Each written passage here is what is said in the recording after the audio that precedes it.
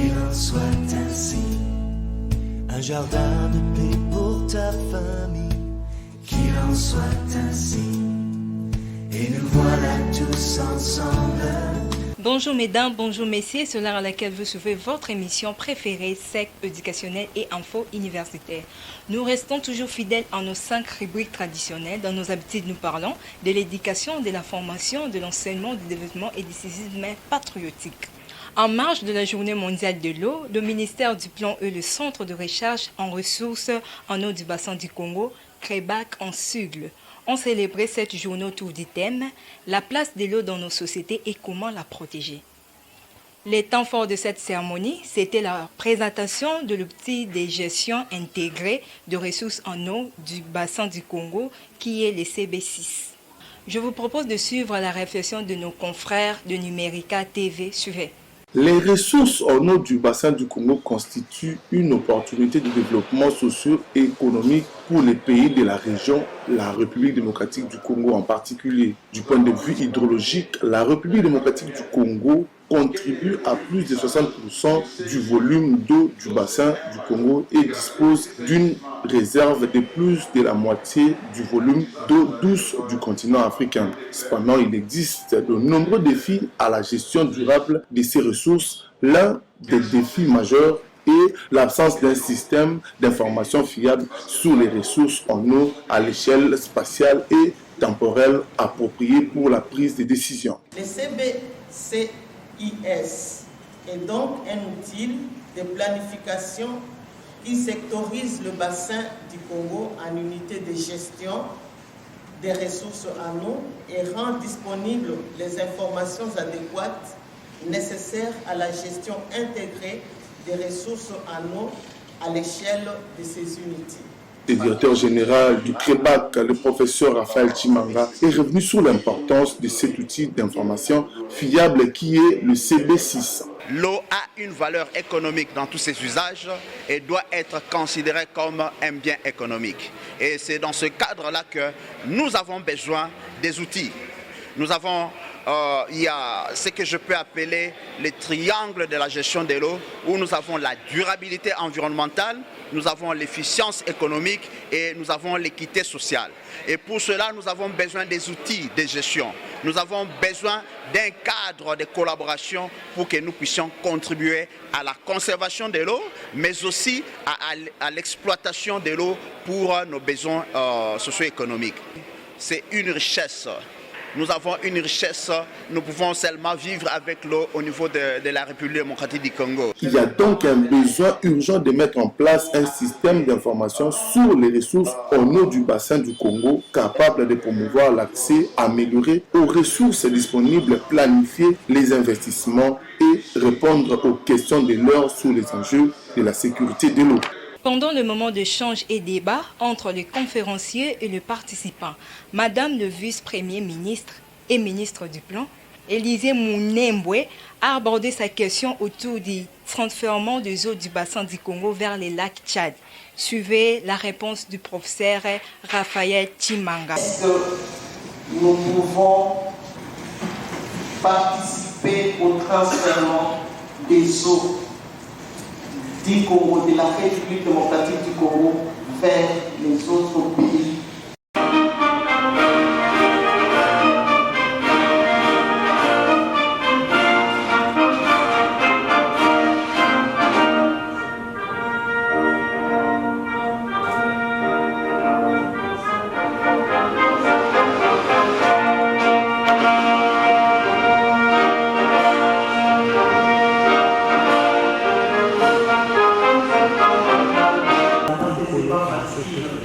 D'avoir les jeunes qui sont ici pour participer à un atelier comme celui-ci. Et ça démontre même de l'importance du sujet. C'est un sujet extrêmement important pour notre pays. Donc je félicite tout le monde qui s'est déplacé pour être là aujourd'hui. En ce qui concerne, je voudrais peut-être, parce que nous avons beaucoup de belles structures dans notre pays, mais que nous ne savons pas exploiter. Et là, nous ne savons pas exploiter le rôle du Comité national d'action de l'eau, de l'hygiène et de l'assainissement. Parce que le rôle de cette structure, c'est la coordination des informations conseillées. Parce que c'est là que les ministères sectoriels en charge de l'eau, de l'hygiène et de l'assainissement se retrouvent pour savoir quel est le rôle de chacun. Où commence mon rôle et où ça s'arrête. Et il faut que nous puissions rester en permanent dialogue pour pouvoir gérer et les ressources en eau, et les questions de l'hygiène, et les questions de l'assainissement. Donc c'est là que ça se fait maintenant, parce qu'on ne sait pas exploiter cette structure. Chacun pense que je peux travailler dans mon coin, et malheureusement, les affaires foncières pensent que moi je peux donner la terre n'importe où. Et les ressources hydrauliques pensent que moi, la question de l'eau me concerne et oublient que le ministère de l'Environnement est là. Donc, c'est ça la question et ça, c'est notre faute, nous, les décideurs. Parce que nous ne savons pas mettre les limites. Nous savons créer les structures, mais le suivi de ces structures-là, c'est souvent difficile pour nous. Alors, j'avais une question qui est à la ligne aujourd'hui, une grande préoccupation, c'est le transfèrement des eaux de la rivière Oubabou. Avec toute la masse d'informations que nous venons d'avoir, vous venez de nous dire que l'eau est une ressource fragile et tarissable. Est-ce que nous pouvons transférer? Est-ce que nous pouvons, avec les autres pays, parce que les bassins du Congo, ce n'est pas seulement la République du Congo, mais nous savons que le fleuve Congo commence et termine en République démocratique du Congo. Est-ce que nous pouvons participer au transfert des eaux du Congo, de la République démocratique du Congo, vers les autres pays? Si oui, y a-t-il des conséquences? Si non, pourquoi? Si oui, n'y a-t-il pas de conséquences par rapport aux générations qui nous suivent? Merci. La première intervention que Crébat a voulu travailler avec le Comité national d'action de l'eau et assainissement. Mais je salue aussi, je vois les représentants du Conseil économique et social. Crébat travaille étroitement avec les représentants du Conseil économique et social qui sont ici en matière de questions de stratégie de gestion durable des ressources en eau de la RDC ou bien du bassin du Congo. Permettez, je vais faire toujours parler du bassin du Congo pour un peu inculquer cette notion de la population de la gestion du bassin du Congo, la RDC ayant le 2/3 de la superficie du bassin du Congo. Lorsque nous faisons la cartographie de la distribution de l'eau en Afrique, nous voyons une carte qui se dessine clairement. Nous avons une image de pénurie de l'eau dans les pays qui sont au nord du bassin du Congo et les pays qui sont au sud du bassin du Congo. Et nous avons l'image ou bien la carte de l'abondance qui se dessine pour les pays qui sont dans le bassin du Congo. Alors, à ce niveau-là, je me dis que la RDC a le devoir naturel de pouvoir assister les pays qui font face à la pénurie de l'eau. Je dirais que la pratique de transfert de l'eau, en soi, c'est une pratique de gestion de l'eau. Ça peut se faire à petite échelle, ça peut se faire à grande échelle. Je vous donne par exemple le cas de la RDC. Nous avons les Lualaba et d'autres, le bassin versant de Lualaba, nous avons le bassin versant du Kassai, le bassin versant du Congo, moyen Congo.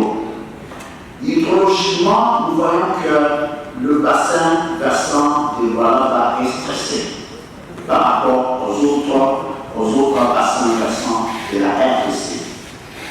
Or, lorsque nous faisons des projections, nous voyons que sur Lualaba, il y a la terre fertile, il y a le développement de l'industrie pour la transformation minière et consorts, c'est qu'ils auront besoin de beaucoup d'eau. C'est que, quelque part, nous pourrons envisager aussi le transfert d'eau d'un sous-bassin vers un autre.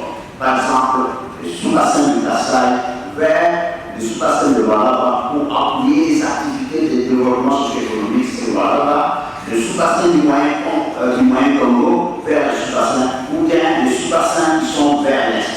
C'est une pratique de gestion de l'eau. Mais dans ce cas précis qui nous concerne pour la RDC, nous avons les cas de transfert d'eau vers le lac Tchad. Disons d'ailleurs, pour l'instant, ce n'est pas une préoccupation puisqu'ils sont en train d'être inondés. Ils ont beaucoup de réseaux de recrutement surprise qui créent des problèmes chez eux. Alors, il y a eu dans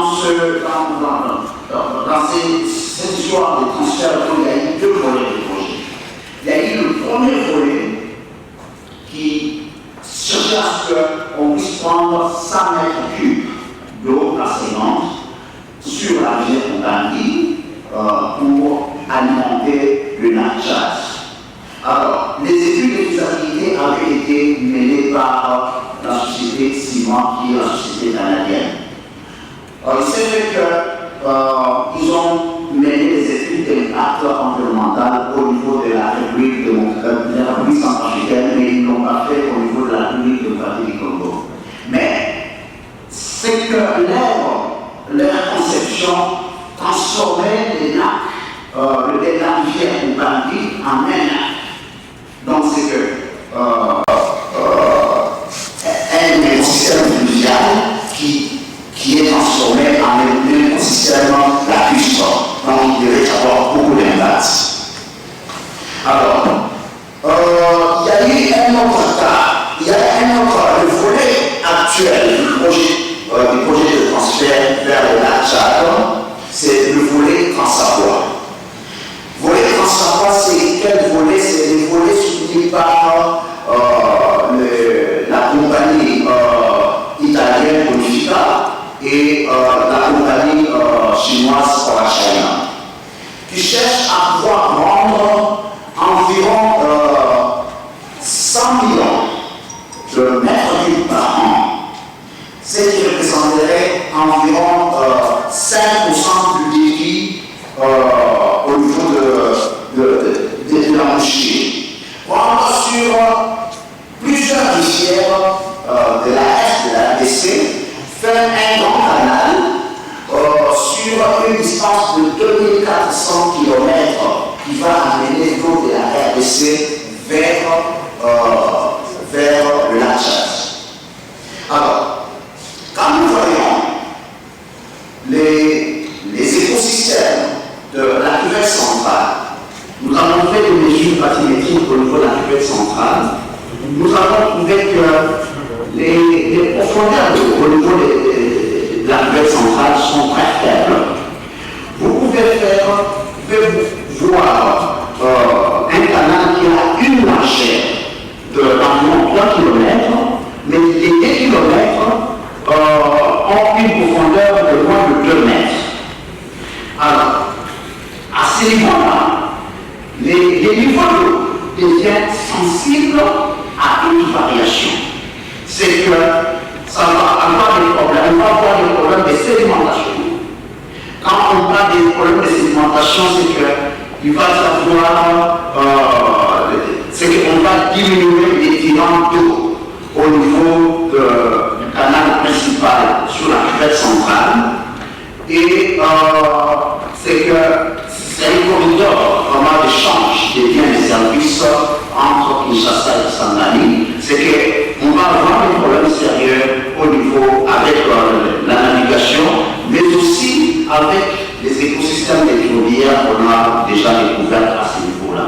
Donc, prendre environ 100 millions de mètres cubes par an au niveau de la province de l'Est, de la aire de l'Ouest de la RDC, bien entendu, ça représente 5% au niveau des virages, au niveau de l'existoire, de la Mouchi, mais au niveau de la cuvette centrale, ça représenterait environ 20% du débit qui est soutiré. Donc c'est que les conséquences seront à ce niveau-là incalculables, les conséquences seront énormes. Toutefois, je dis, lorsque nous sommes en aval de la cuvette centrale, en aval de Mbandaka, là nous voyons la contribution du Kassai qui est vraiment très grande, qui nous amène aussi, nous avons la contribution du Kassai, nous avons la contribution des Sangha est stable, Kassai est stable, et ça nous apporte un peu d'inondation, l'excès d'eau. Et nous voyons comment nous sommes en train de souffrir d'inondation ici. Est-ce que devrions-nous continuer à déverser tout ce volume-là dans l'océan? Nous parlons de 41 modules moyens annuels, de 41 000 m3 d'eau par an déversés dans l'océan. Est-ce que nous devons continuer à déverser ce module moyen de 41 000 m3 dans l'océan? Je ne pense pas. D'ailleurs, lorsque nous parlons de 41 000 m3, c'est le module moyen. Mais il y a des moments où nous atteignons plus de 70 000 m3 d'eau par seconde. Il y a des moments aussi où nous atteignons moins de 30 000 m3 d'eau par seconde. Est-ce que nous devons continuer à déverser plus de 70 000 m3, 70 000 m3 d'eau par seconde dans l'océan? Je pense que là, c'est du gaspillage pur et simple. C'est du gaspillage pur et simple, puisque c'est là même que la notion des débits des réserves se passe. C'est que nous devons savoir quel est le volume d'eau nécessaire qui est requis pour les besoins de l'environnement. Est-ce que c'est 30 000 m3, c'est 27 000 m3, c'est 35 000 m3? Si nous pouvons déterminer cela, et cela doit être quand même inclus dans la loi. La loi va déterminer que pendant cette période de l'année, cette saison de l'année, nous devons conserver autant de mètres cubes par seconde pour l'environnement. Et ainsi, nous pouvons aller aussi pour d'autres besoins, en faire une sorte de priorisation de l'usage de l'eau. Après l'environnement, qui est l'utilisateur primaire, nous pouvons voir les besoins domestiques. Nous avons besoin de combien pour faire des allocations municipales pour les besoins domestiques. Et puis après, nous pouvons aller pour les besoins de navigation, besoin de production électrique. Ainsi, nous avons une priorisation des besoins d'usage de l'eau qui est même insérée dans la loi. Pour le moment, nous n'en avons pas. Alors, c'est là que je dis que nous devons faire la part des choses, ou bien la balance entre le premier principe de la gestion de l'eau qui est l'eau douce et vulnérable, épuisable, doit être conservée. C'est le premier principe. Et c'est que nous devons déterminer les débits minimums. Mais il y a aussi un autre principe, c'est que l'eau a une valeur économique dans tous ses usages et doit être traitée comme un bien économique. Et à cela, c'est que les outils peuvent être utilisés pour des optimisations des usages. Voilà, qu'est-ce qui est pris comme excédent? Et cet excédent, qu'est-ce que nous pouvons en faire? Si nous ne pouvons pas l'utiliser ici? Pourquoi ne pas donner cet excédent aux autres pays qui en ont besoin? Et je dis aussi, c'est que la guerre de l'eau, pas la guerre de l'eau, mais je dis l'eau c'est un élément de coopération dans nos cultures. La guerre de l'eau peut arriver lorsque nous n'établissons pas le cadre de dialogue et de collaboration entre parties prenantes, entre les membres de pays du bassin du Congo par exemple. Aujourd'hui, l'eau que nous avons au niveau de la RDC, qui part à la Mouchi, ne vient pas seulement de la RDC, ça vient de la Gola, ça vient de la Zambie, ça vient de la République centrafricaine, ça vient du Cameroun et en sorte. Comment est-ce qu'un cadre de collaboration peut nous aider à pouvoir établir un dialogue et puis des partages de bénéfices des services des ressources à l'eau? Et pour répondre à votre question, nous pouvons bien transférer de l'eau, mais en utilisant des technologies d'utilisation efficiente de l'eau. L'eau peut être transférée d'une façon physique. C'est qu'il y a bien entendu des impacts, mais il faut étudier ces impacts, mais il y a aussi d'autres formes de transfert de l'eau. Aujourd'hui, nous prenons par exemple la notion de transfert d'eau virtuel. La RDC a de l'eau en abondance, mais la RDC est en train, par le principe de transfert d'eau virtuel, la RDC est en train d'importer de l'eau. Disons, en mettant par exemple, en produisant 1 kg de riz, il y a une quantité d'eau qui est utilisée pour pouvoir produire ces kilos de riz. C'est qu'en important de riz, en important d'autres denrées alimentaires, la RDC est en train d'importer de l'eau. Alors que la RDC a de l'eau, la RDC a de la terre fertile. C'est que nous pouvons voir par exemple des conversations avec nos pays voisins. Quelles sont les spéculations qui veulent promouvoir chez eux? Nous pouvons par exemple utiliser ces spéculations chez nous et transférer l'eau d'une façon virtuelle chez eux. L'hydroélectricité, c'est aussi une façon de pouvoir transférer l'eau d'une façon virtuelle. Donc tout cela, ce ne sont pas des questions qui peuvent être abordées d'une façon isolée pour dire transférant ou pas. Si nous faisons cela maintenant, c'est que nous sommes en train de faire une erreur que nous allons regretter.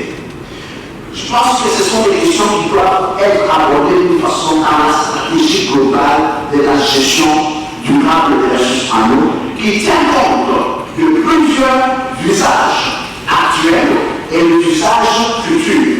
Les usages actuels, nous avons, par exemple, ici nous avons la navigation, l'hydroélectricité, l'irrigation, alimentation au potable et assainissement. Nous avons nos questions en développement industriel.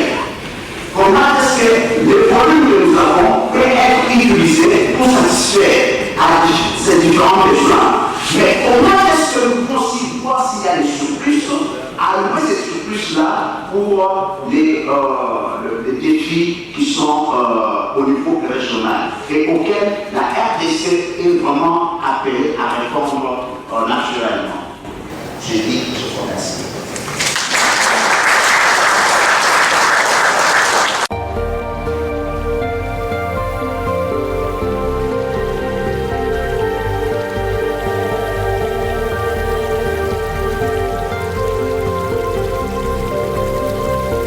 Ça n'est fini pour aujourd'hui. Suivez-nous sur notre chaîne YouTube et tapez seulement SEC éducationnel et info universitaire.